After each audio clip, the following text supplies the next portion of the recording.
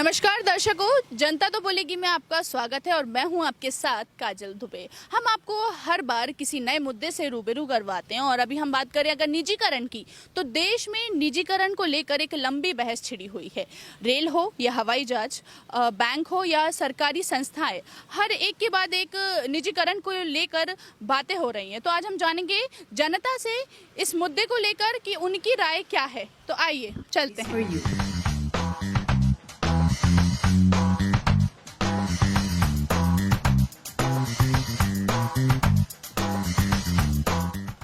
तो आइए जानते हैं, यहाँ पे कुछ जनता है जो मौजूद है, उनसे जानते हैं कि सर निजीकरण से कितना फ़र्क पड़ेगा। जी, वैसे प्राइवेटाइजेशन और ये जो गवर्नमेंट है, ये दोनों अलग अलग है, दोनों इम्पोर्टेंट है। बट अभी क्या हो रहा है, कुछ ज़्यादा ही प्राइवेटाइजेशन हो रहा है। तो अगर एक तरह से देखा जाए तो वहाँ चीज़ें बहुत सही लेवल पे होती है, मतलब प्रोफेशनलिज्म एक प्राइवेटाइजेशन में ही दिखता है। और गवर्नमेंट में क्या थोड़ी लचर सुविधाएं रहती हैं, थोड़ा तो अवॉइड करते हैं लोग। जैसे गवर्नमेंट कॉलेज वगैरह तो वो नौकरी तो जाते हैं, पर गवर्नमेंट कॉलेज और हॉस्पिटल को थोड़ा अवॉइड ही करते हैं लोग, प्राइवेट में ही जाना चाहते हैं। पर अगर सब कुछ ही प्राइवेट हो जाएगा तो टैक्स की प्रॉब्लम हो जाएगी। एक मिडिल क्लास जो है वो अफोर्ड नहीं कर पाएगा, बहुत प्रॉब्लम होगी। जैसे अभी बंसल का प्रोजेक्ट बन रहा है, तो लग तो अच्छा रहा है, बहुत अच्छे से काम हो रहा है, पहले से बहुत बेटर हो गया है, मतलब उसी जगह को उन्होंने बहुत अच्छा यूज़ कर दिया है। बट ये कि वही अब धीरे धीरे टैक्स भी बढ़ेगा जब पूरी तरह खुल जाएगा वो। तो होना चाहिए दोनों चीज़, पर ज़्यादा नहीं होना चाहिए, एक लेवल डिसाइड होना चाहिए दोनों का, प्राइवेट का भी और गवर्नमेंट का भी। सर आपको क्या लगता है, क्या फ़र्क पड़ेगा इससे? मैम एक्चुअली इससे क्या है कि जॉब के जो चांसेस हैं वो कम हो जाएंगे, और जिनमें जिसकी पहचान रहेगी उसकी अच्छी चांस मिलेंगे। और गवर्नमेंट के थ्रू कैसा था कि आप कंपटीशन करके किसी एग्ज़ाम को क्लियर कर सकते थे, बट इस प्राइवेटाइजेशन में इसमें ऐसा कुछ चांस नहीं है कि इससे आपको जॉब मिल सके, और जिसके ही पहचान होगी उसकी जॉब मिल सकते हैं। तो मुझे नहीं लगता कि टोटली होना चाहिए, थोड़ा बहुत तो प्राइवेट गवर्नमेंट का होना चाहिए थोड़ा बहुत। सर आपको क्या लगता है, इससे सुविधाएं और बेहतर हो सकती हैं क्या? मैम सुविधा तो बेहतर हो सकती है, पर महंगाई क्या बढ़ती जा रही है। जैसे अभी बंसल का ही एग्जांपल दे दूं तो हबीबगंज पर पहले चार्ज 10 रुपये लगता था, अब 50 रुपये हो गया है। अमीर लोग तो एफर्ट कर लेंगे, पर अपन आप कैसे एफर्ट कर पाएंगे। और प्राइवेट के कारण जॉब की भी बहुत दिक्कत है। अब जैसे मेरा भी MBA पास आउट हो गया है, पर जॉब ढूंढ रहे हैं, तो एक्सपीरियंस और जॉब की बहुत दिक्कत आ रही है। और अगर सारा प्राइवेट हो जाएगा तो बहुत दिक्कत आएगी, टैक्स की प्रॉब्लम भी आएगी, और यूथ का क्या होगा। सही बात है। जैसे हम कैटेगरी की बात करें तो किस कैटेगरी को ज़्यादा प्रॉफिट होगा, किस कैटेगरी को ज़्यादा नुकसान होगा? मैम मैं जनरल कैटेगरी का हूँ, तो मेरे को तो नुकसान ही नुकसान है। और भी जैसे ST OBC वाले आते हैं तो उनके कम परसेंटेज में हो जाता है। तो सामान्यता होनी चाहिए, एक सा होना चाहिए सबके लिए, ये नहीं कि किसी के लिए ज़्यादा किसी के लिए कम है कि सर निजीकरण का क्या फ़र्क पड़ेगा अगर होता है? वैसे तो निजीकरण हो ही नहीं रहा। किसका निजीकरण? सिर्फ BSNL का। BSNL का तो मनमोहन सिंह सरकार के समय ही हो गया था, लेकिन आरोप BJP पे आ गया। लेकिन अभी उनके 1 लाख लोगों को जो VRS दिया है, सम्मान दिया गया है, और वहाँ कोई विरोध नहीं हुआ BSNL में, क्योंकि उनको रिटायरमेंट तक के सारे लाभ दिए गए। तो उनको तो वैसे ही बहुत फ़ायदा हुआ है। और 1 लाख कर्मचारी अगर उनको दिया गया है तो उस हिसाब से तो वो अभी तक चिल्लाते, लेकिन कोई सब चुपचाप है, क्योंकि उनको पैसा दिया गया। और किसी का निजीकरण 7 साल से हम सुन रहे हैं, निजीकरण सब ये मोदी के विरुद्ध एजेंडा ये टाइप का काम कर रहे हैं कि यहाँ निजीकरण है। कोई निजीकरण नहीं हो रहा है। किसका निजीकरण हुआ मुझे समझ में नहीं आ रहा, किसका निजीकरण हुआ? कोई निजीकरण नहीं हुआ है। सर जैसे सरकार का काम होता है कम पैसे में ज़्यादा सुविधाएं देना, तो क्या लगता है आपको इस पर? पहले से ज़्यादा सुविधाएं हैं। क्या कमी है? आप देखिए ना, आप हर जगह सुविधाएं हैं। पहले सड़कें नहीं हुआ करती थी, आज सड़कें हैं सब जगह। सभी को, गरीबों को पैसा मिल रहा है। लोग करोड़ों आप गैस कनेक्शन लोग लेके बैठे हुए हैं, और वही बोल रहे हैं 1.5 लाख के मकान की छूट मिल रही है, सीधे रूप से मिल रही है। और क्या चाहिए? अभी थोड़े दिन के लिए दूसरी सरकार आ गई थी, तो वही फिर नोटबंदी जैसी तो यूरिया की लाइन लगी थी। आज गोबर कोटिंग वाली यूरिया मिल रही है किसानों को पैसा मिल रहा है सब जगह। फिर और क्या सुविधा चाहिए? ये पहले तो ये नहीं था सब कुछ भी। आज शिवराज सिंह सरकार ने घोषणा करी है कि मिनिमम मुआवजा दिया जाएगा फसल का 5,000 रुपये। जो पहले बीच में आता था ना, किसी को 50 पैसे आया, किसी को 1 रुपये आया, किसी को 2 रुपये आया। और आज क्या है? आज शिवराज सरकार ने घोषणा करी कि 5,000 रुपये मिनिमम दिए ही जाएंगे। फिर अब ये क्या विकास नहीं है तो क्या है? बिल्कुल।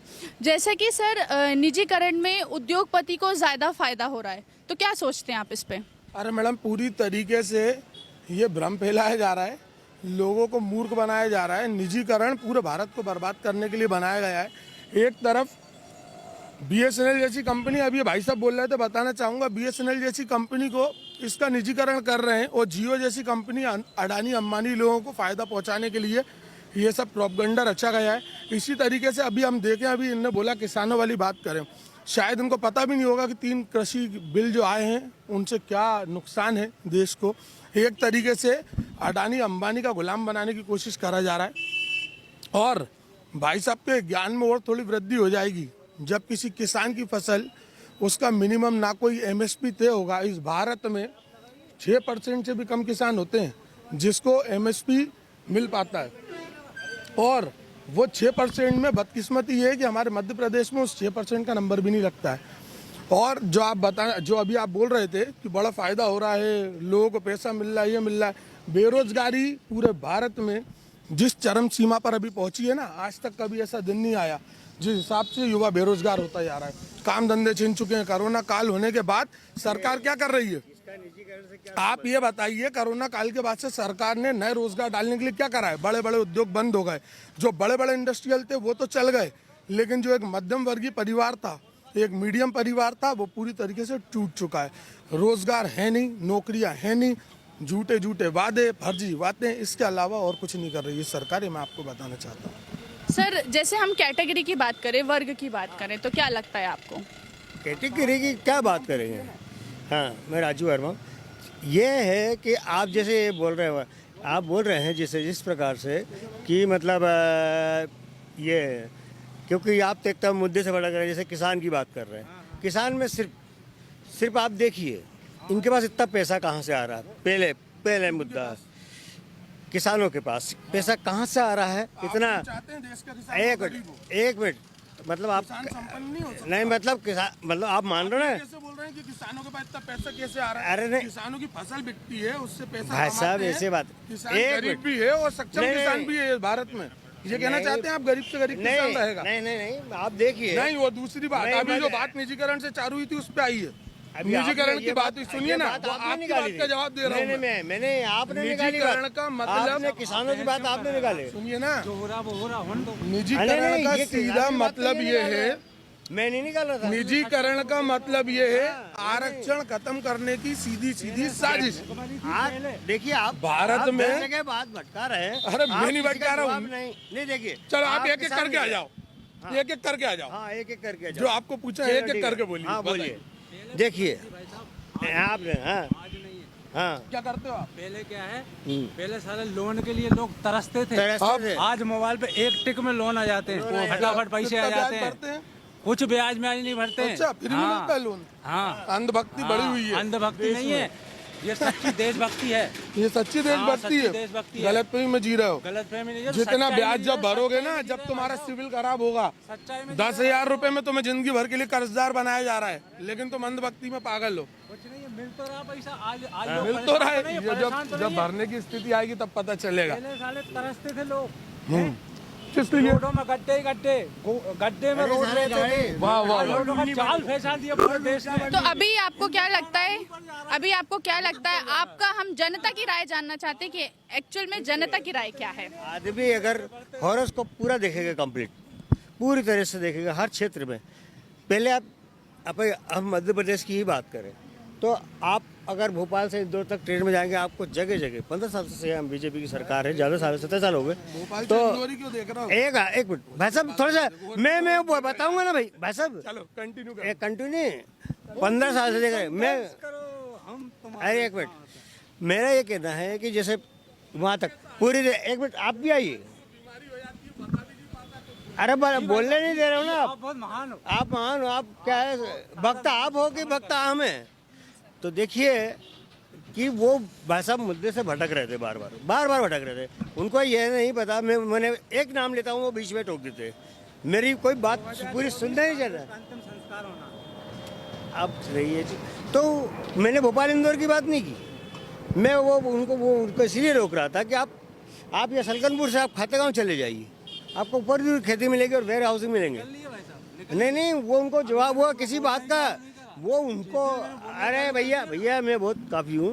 देखिए, जो इनको आंखों से दिख रहा है वो भी नहीं मान रहे हैं वो। तो सर बताइए फिर आप वो भक्त हैं कि हम भक्त हैं? हाँ बताइए हमें तो सर। विकास दिख रहा है ना सब तरफ। हम तो भक्त हैं।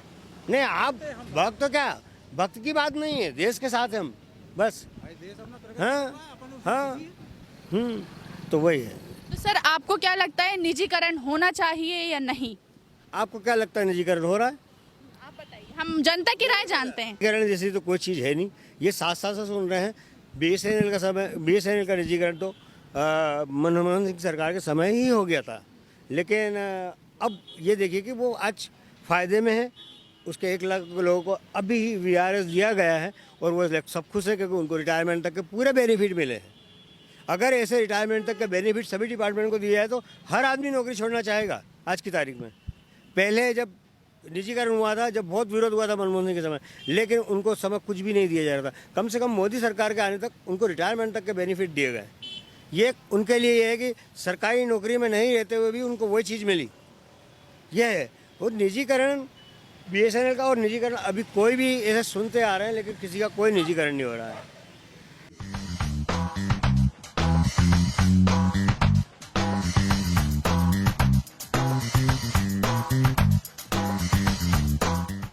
तो हमने मध्य प्रदेश की जनता से जाना निजीकरण के बारे में, तो कई लोग इसके समर्थन में थे, कई लोग इसके विरोध में थे। अगली बार हम आपको फिर किसी नए मुद्दे से मिलेंगे, तब तक के लिए दीजिए हमें इजाजत। कैमरा पर्सन शिवम के साथ काजल दुबे, EMT न्यूज़ भोपाल।